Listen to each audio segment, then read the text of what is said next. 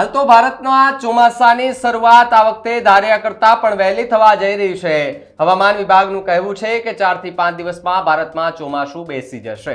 તો બીજી તરફ અરબી સમુદ્રમાં કર્ણાટકના દરિયાકાંઠા પાસે 21 મેના રોજ સાયક્લોનિક સર્ક્યુલેશન સર્જાયું છે અને તે બાદ આ સિસ્ટમ વધુ મજબૂત બનીને 22 મેના રોજ લો પ્રેશર એરિયા બનશે।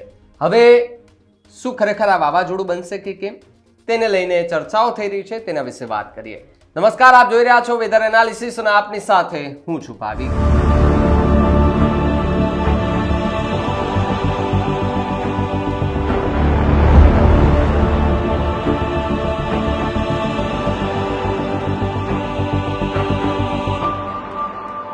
આખી ઘટના બની અને સિસ્ટમ અરબી સમુદ્રમાં જોવા મળી રહી છે ને જે બાદ સિસ્ટમ અરબી સમુદ્રમાં જ આગળ વધશે અને ગુજરાત તરફ આગળ આવશે, જેથી તેની અસર પણ ગુજરાત પર થશે અને કેટલાક જિલ્લાઓમાં વધારે તો કેટલાક જિલ્લાઓમાં ઓછી અસર થવાની શક્યતા છે।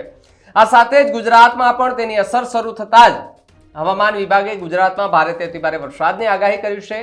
આગામી દિવસોમાં ગુજરાતના ઘણા વિસ્તારોમાં પવનની ગતિ પણ વધી શકે છે અને વરસાદનું જોર પણ વધવાની શક્યતા છે। કેરળમાં લગભગ 27 મે પહેલા ચોમાસાની શરૂઆત થઈ જાય તેવી સંભાવના જોવા મળી રહી છે। હવામાન વિભાગના કહેવા પ્રમાણે અરબી સમુદ્રમાં લો પ્રેશર એરિયા બની ગયા બાદ તે સિસ્ટમ આગળ વધશે અને વધારે મજબૂત બને તેવી શક્યતા છે। હાલની સ્થિતિ મુજબ આ સિસ્ટમ લગભગ 24 મેની આસપાસ ડિપ્રેશન બની જાય તેવી શક્યતા છે। હાલની સ્થિતિ પ્રમાણે હવામાનમાં કેટલાક મોડેલો દર્શાવે છે કે આ સિસ્ટમ વાવાઝોડું બની શકે છે।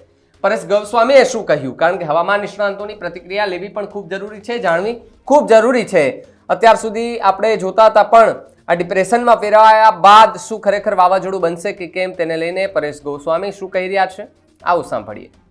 હવે આજની તારીખે વાત કરવા જે સાયક્લોનિક સર્ક્યુલેશન હતું એ આજની તારીખે લો પ્રેશર બની ગયું છે। એ સિસ્ટમ છે એ મજબૂત બનીને આજે 21 તારીખના રોજ એ લો પ્રેશર સિસ્ટમ બની ગઈ છે। લો પ્રેશર છે હવે એની મૂવમેન્ટ છે થોડીક પશ્ચિમ તરફ બતાવી રહ્યું છે। એટલે અત્યાર સુધી આપણે એક અપેક્ષા હતી કે જો દરિયાના કાંઠા નજીક જ આ સિસ્ટમ આગળ ચાલશે તો વાવાઝોડું નહીં બને, પણ થોડીક પશ્ચિમ દિશા તરફ આની મૂવમેન્ટ થઈ રહી છે। એટલે હવે આમાં વાવાઝોડું બનવાના ચાન્સ વધતા જાય છે, કેમ કે અત્યારે અરબ સાગરની અંદર તાપમાન હોય, ભેજ હોય, બીજા અન્ય પરિબળો છે વાવાઝોડું બનવા માટે ફેવરેબલ છે।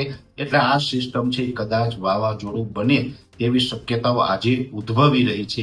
એટલે ખાસ આમ સતત આપણે આમ તો માહિતી આપતા રહ્યા છે અને આપણે એ પણ જણાવતા હતા કે જે મે મહિનાનું છેલ્લું અઠવાડિયું છે એટલે કે જે 22 તારીખથી લઈ અને 28-30 તારીખ સુધી વરસાદો પણ પડવાના છે। એ તો આપણે અગાઉથી અનુમાન હતું, પણ વાવાઝોડું બનશે કે નહીં આપણી અસમંજસતા હતી। આજે આપણે એટલું કહી શકાય વરસાદ તો ચોક્કસથી પડવાના છે, પણ કદાચ વાવાઝોડું પણ બની શકે। હજુ વાવાઝોડું બને તે ફાઇનલ નથી, જો કે આપણે આવતીકાલે બપોરે એક એક્સ્ટ્રા વિડીયો મૂકીને પણ એના વિશેની માહિતી આપશું, પણ ખાસ અત્યારે એવું લાગી રહ્યું છે કે કદાચ વાવાઝોડું બની શકે, કેમ કે એની મૂવમેન્ટ છે એ થોડીક પશ્ચિમ દિશા તરફ થઈ રહી છે। જો આ વાવાઝોડું બનશે તો સૌપ્રથમ અમારા તરફથી માહિતી પણ આપવામાં આવશે, પણ ખાસ કરીને આપણે અહીંથી કોઈ ડરવાનું કે ગભરાવાનું નથી।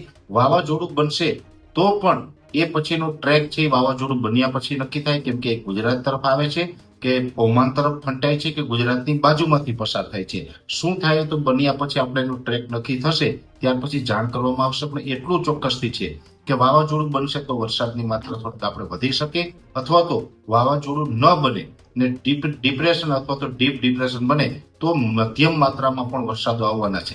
એટલે ખાસ વરસાદો આવવાના છે। ઘણા સમયથી અમે આપને અપીલ કરી રહ્યા છીએ કે ખેતી કામો જેટલા હોય એટલો સાચવવાનો પ્રયત્ન કરવો, નિરણ આપણે જે ચારો હોય એ પણ સાચવી લેવું। અને હવે આપણે સમય ખૂબ ઓછો છે એટલે બધા મિત્રો છે જે સાચવવાનું હોય સાચવી લેજો, કેમ કે આ વરસાદો જે પડવાના છે આની કારણે અનેક વિસ્તારોની અંદર વાવણી લાયક વરસાદ પણ થશે।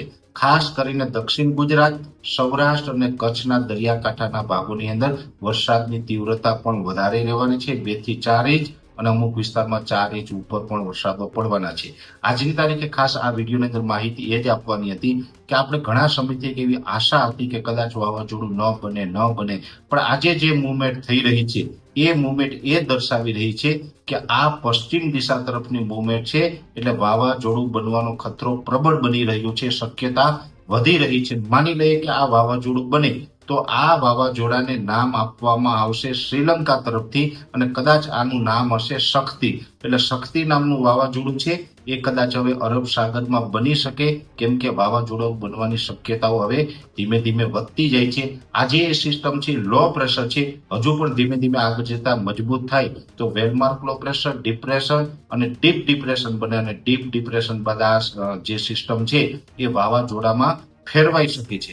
એટલે હજુ આપણે જો કે અમુક ચાન્સ 2, 5 કે 20% ચાન્સ એવા માનીએ કે કદાચ આ સાયક્લોન ન બને, પણ સાયક્લોન બનવાના ચાન્સ છે એ વધારે છે. છતાં પણ કોઈ ડરવાનું કે ગભરાવાનું નથી. સાયક્લોન બન્યા પછી પણ ગુજરાત તરફ આવે કે બીજા વિસ્તારોમાં ફંટાય તે આપણે આગળ ઉપર માહિતી આપશું. તો બીજી તરફ હવામાન વિભાગે આ મામલે હજી કોઈ જાણકારી આપી નથી કે આ સિસ્ટમ વાવાઝોડું બનશે કે નહીં. સામાન્ય રીતે હવામાનની આવી સ્થિતિ જ્યારે દરિયામાં વધારે રહેતી હોય તો તેને તાકાત મળતી હોય છે, પરંતુ જો જમીન પર જલ્દી આવી જાય તો તે નબળું પડી જતું હોય છે. કેટલાક મોડેલો પ્રમાણે તે ડિપ્રેશન કે ડીપ ડિપ્રેશન બનવાની શક્યતા છે. મહારાષ્ટ્ર, કર્ણાટક, ગોવા તથા ગુજરાતને તેની વધારે અસર થવાની સંભાવના છે. હાલની સ્થિતિ પ્રમાણે અને હવામાન વિભાગના મોડેલ પ્રમાણે ગુજરાતમાં સિસ્ટમની અસર 24 મેની આસપાસ શરૂઆત થવાની છે.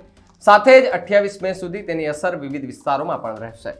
ગુજરાતના આ સિસ્ટમને કારણે લગભગ 24-25 મેના રોજ પવનની ગતિમાં થોડો વધારો થવાની શક્યતા છે અને વરસાદનું પ્રમાણ વધવાની શક્યતા છે.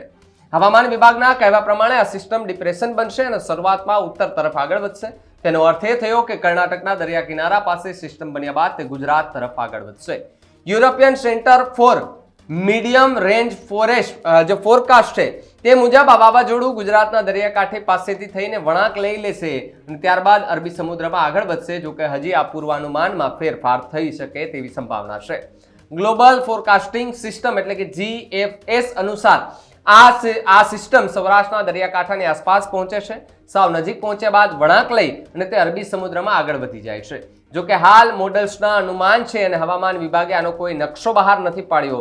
હજી આ સિસ્ટમ ડિપ્રેશનમાં પરિવર્તિત થશે તે બાદ હવામાન વિભાગ તે કઈ તરફ આગળ વધશે તેનો ટ્રેક જાહેર કરશે. જો આ સિસ્ટમ વાવાઝોડું ના બને તો પવનની ગતિ ઓછી હશે, પરંતુ જો સિસ્ટમ બની ગયા બાદ જાણી શકાય કે કેટલી ઝડપ પવનમાં ફૂંકાઈ શકે છે. હાલની સ્થિતિ પ્રમાણે તો સિસ્ટમ જ્યારે નજીક પહોંચશે ત્યારે સૌરાષ્ટ્ર, કચ્છ અને દક્ષિણ ગુજરાતના વિસ્તારોમાં પવનની ગતિમાં પણ થોડો વધારો થવાની શક્યતા દેખાઈ રહી છે. પણ હાલ અત્યારે હવામાન વિભાગે એવી કોઈ જાહેરાત નથી કરી કે આ વાવાઝોડું છે કે પછી કોઈ એવી સિસ્ટમ કે જેની અસર લગભગ રાજ્યો છે ત્યાં થઈ શકે છે. પણ હવામાન વિભાગ એવું કહી રહ્યું છે કે આ કદાચ વાવાઝોડું બની શકે એમ છે. તમારા વિસ્તારમાં કેવો માહોલ છે ને ખાસ તમે દરિયાઈ વિસ્તારમાં રહ્યો છો ત્યાં કેવો માહોલ છે કમેન્ટ કરીને ખાસ જણાવજો. જોતા રહેજો ન્યૂઝરૂમ. નમસ્કાર.